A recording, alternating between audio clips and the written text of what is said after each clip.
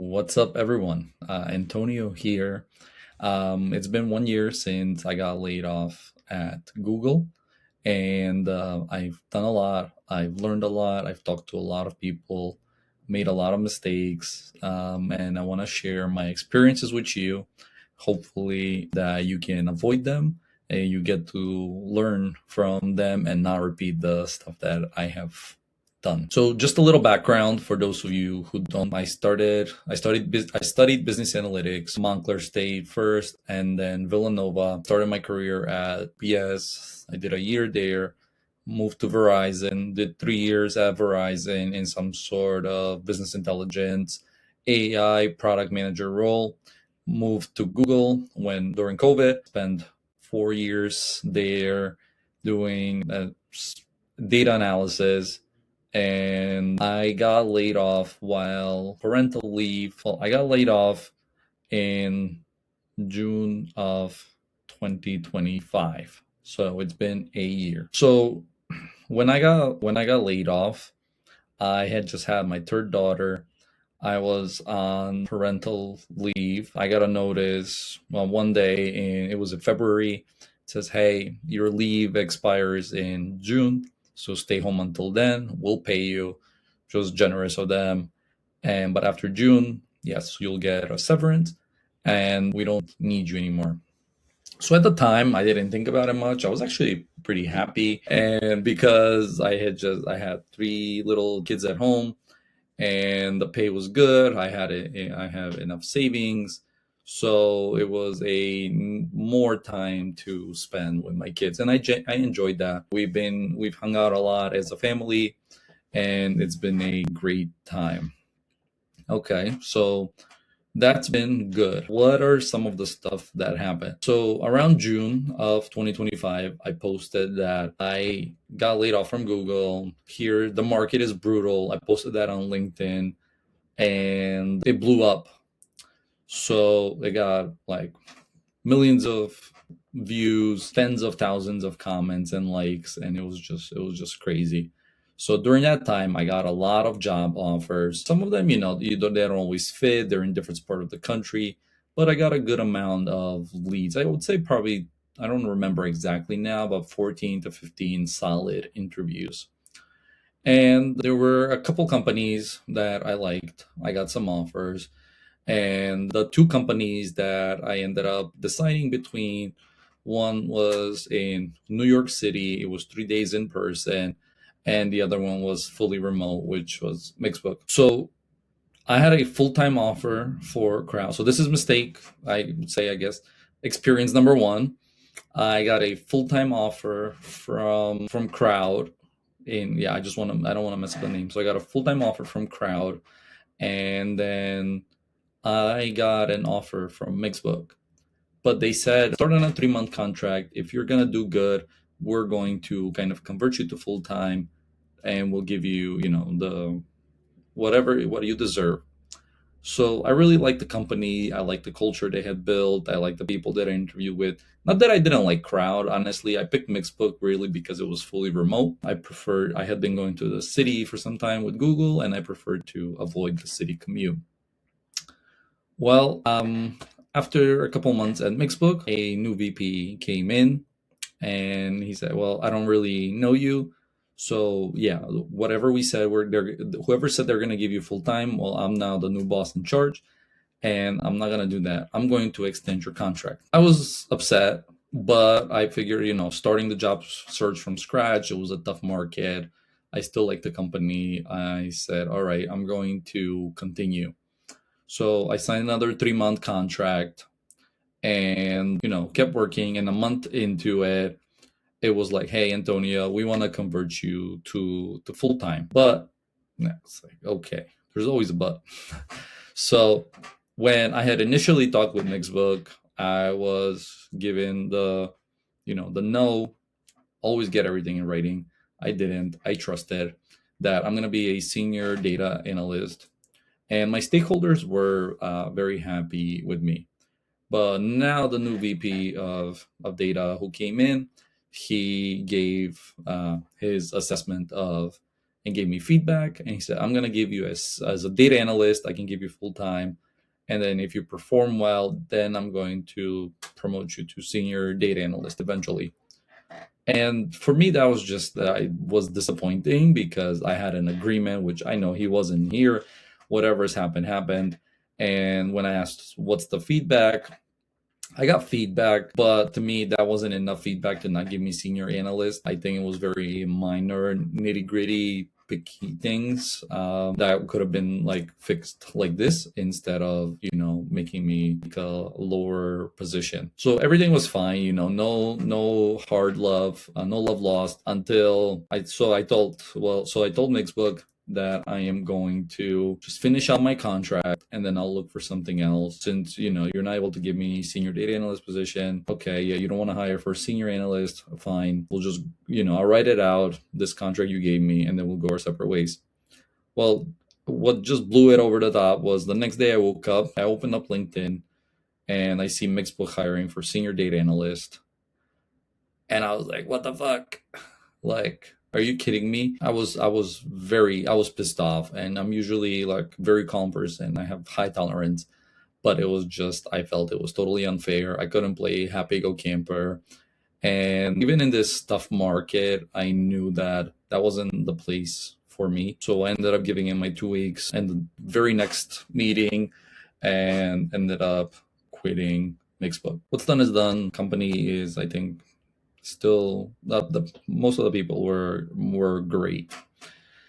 So I ended up starting my own in this whole craziness. I ended up talking to some friends, and with a friend of mine, we started a company to do custom AI integrations for small and medium businesses.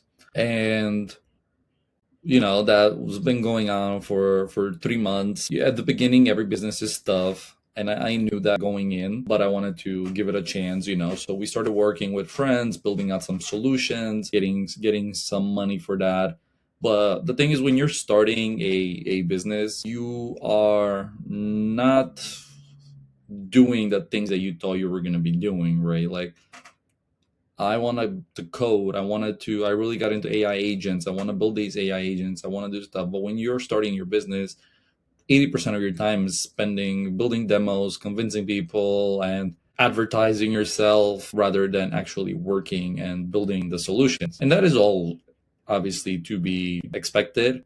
But I think the situation where I was in with my wife, with a stay-at-home wife and 3 little kids, I prefer to have a stable income coming in despite our savings. And when you're a business owner, like, you close your laptop, that thing is still running in your mind. And I don't have anything against being a 9 to 5 employee. So while still working on the side and just working with some clients, I have started actively applying. So now maybe we'll get to the lessons that I talked to you about. So number one is that don't trust companies when they say they're going to do something. If you didn't get that from my story, always get it in writing and, do the sure thing, I guess. Maybe that's bad advice because you should be taking risks. But depending on your situation, like, don't ever take anybody's word for it. Always put it in writing. So I already talked about why that one is. Getting a job, what I learned, and I think a lot of happened in the 4 years that I was at Google. I didn't have 4 kids. My wife is going to kill me for that. I had 3 kids. And just being a first-time dad, working at a new company, COVID was going on. A lot of change happened really fast with AI. I didn't stay on top of all the technologies. While Google is very at the top company, right? You are giving kind of a narrow tunnel, a narrow job that you're doing, and you just kind of focus on that. And the scale of data that we were dealing with, or the problems that we were dealing with at Google, haven't been as transferable outside of Google. So the jobs I've been applying for, it's, like, a lot of the different companies don't deal with the problems. And the tools that we were using at Google were like top-notch, fast engineering tools that also a lot of companies, none companies use because they're custom-made Google tools. The second drawback of being at Google is I would literally apply for a job. I like fill out my information, I do everything, and then when I apply for it, I'm not getting responses. I've had a couple chances to ask why are you not like including me? They're like, oh, you're overqualified. Oh, somebody from Google would never come work here. Oh, well, you're gonna get bored. And I was like, let me decide if I'm gonna get bored, if I'm overqualified. Like, I want to work with you. I want to work with a smaller company. I have a family. I find it that I want to be more wide, and I want to get a little touch a little bit of everything. But that's definitely been a little bit of a drawback that I never expected.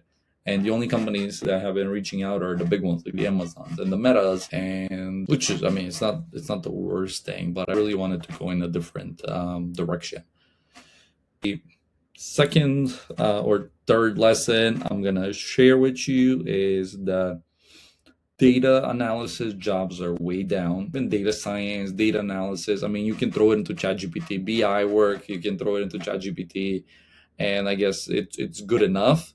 I really think that having the curiosity to dig through the problems and to find the needles in the haystack are what separates a really good data analyst from just a regular data analyst or ChatGPT to know what you're looking at. But at this point, companies are not really looking for data analysts.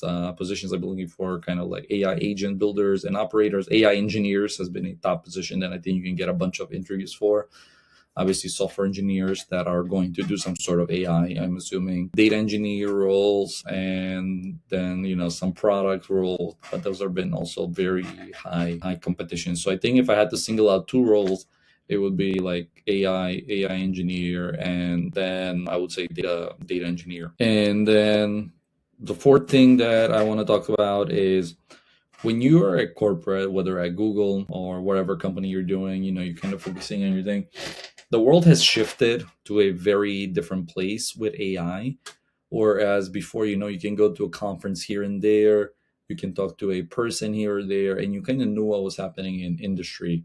So if you ever left your job, you can kind of translate what's been happening and kind of use that. The past 2 years, I think its models have gotten better and better. There's been so much change happening that when I came out of Google and I started looking for jobs, I was like, oh my God, like these are so many new technologies. I'm so behind. I need to really like up my level. And starting my company and from my friends' help has been really good to kind of like I to keep up with the technology and see the newest, greatest. Excuse me. But really, like if you're at a company, hopefully you're still employed. One, don't leave without having a job lined up unless you really have to and you're dealing with assholes. But two, make sure you stay on top of what's happening and what the newest technologies are so you can kind of, at least have an idea of what's happening out there. If you made it this far, thank you. Let's connect. I'm still looking for work. I have been interviewing with some companies, so let's hope it goes well. There's just overwhelming competition. Every job I applied to, has 900 applicants, and all of them are coming from the big tech companies because they're the ones with the layoffs, the Google, the Amazon, the, I don't know, Intel, the Metas, you name it, they've had layoffs. So I'm sure it's going to work out. Make sure you have a nice safe egg if you are going to leave your company. And yeah, let's connect. Let's stay in touch. So what am I doing, I guess, in response to this stuff other than applying for work? I have been staying on top of things when building stuff with my company. I'm also continuing to write my newsletter. I want to keep posting YouTube videos, and that is just for me to learn stuff, to share it with you guys, and to really have us all kind of grow together. Yeah, comment, like, subscribe, share, message me on LinkedIn or email me if you want to connect and you want us to talk. So that's all for now.